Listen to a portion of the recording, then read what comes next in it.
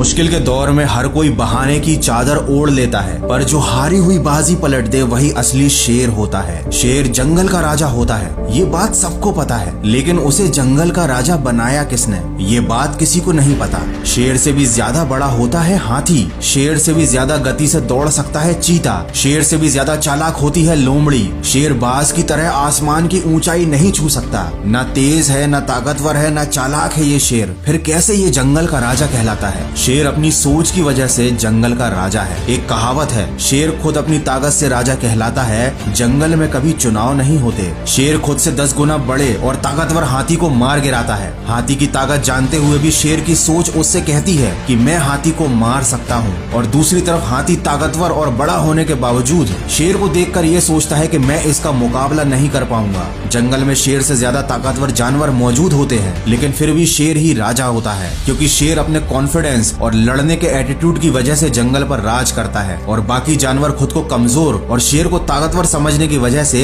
शेर से नहीं जीत पाते। याद रखना, अगर आप में काम को लेकर ऐसा एटीट्यूड और कॉन्फिडेंस है कि मैं इस काम को कर ही लूंगा, तो आपको दुनिया की कोई भी ताकत जीतने से नहीं रोक सकती। अगर शेर की तरह जीना है तो सबसे पहले उसकी तरह निडर बनना सीखो। याद रखना, बलि हमेशा बकरे की दी जाती है, शेर की नहीं। वो जंगल का राजा इसलिए है क्योंकि वह मानता है, उसके मानने के कारण ही वो जंगल का राजा बना हुआ है। वो अंदर से इस बात को महसूस करता है, जिस दिन वह खुद को राजा मानना बंद कर देगा, उस दिन वो जंगल का राजा नहीं रहेगा। हमारे जीवन में भी सुबह उठने से लेकर रात को सोने तक पूरे दिन हमारा खुद पर यकीन ही हमारे दिन को संचालित करता है। हम परिस्थितियों के सामने हार ना मानकर उनसे लड़ते हैं या उनके खिलाफ हार मानकर चुपचाप समर्पण कर देते हैं। ये इस बात पर निर्भर करता है कि हम खुद पर कितना यकीन करते हैं। जिन लोगों को अपने आप पर अटूट विश्वास होता है, वो विपरीत परिस्थितियों में 2-4 कदम पीछे जाने से नहीं हिचकते। वे कदम पीछे हटाने में जरा भी नहीं घबराते, क्योंकि वो जानते हैं कि परिस्थितियों के अनुकूल होते ही वो बहुत तेजी से आगे बढ़ेंगे।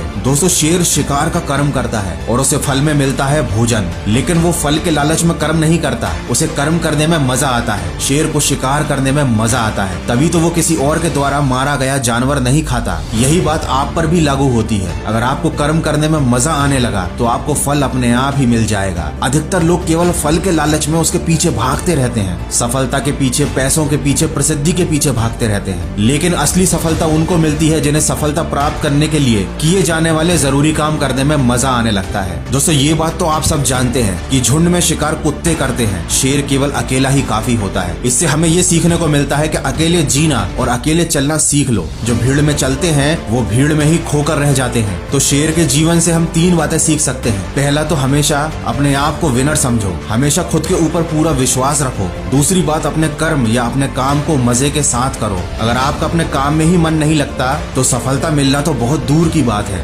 गीता में भी कहा गया है, कर्म करो, फल की आशा मत रखो। और तीसरी बात, अपनी सफलता की राह पर अकेले चलना सीख लो, किसी के सहारे की उम्मीद मत करो। किसी ने क्या खूब कहा है, जीता तो सिर्फ शेर है, बाकी सब मिट्टी के ढेर है। नहीं हुई अभी देर है, तू भी अंदर से एक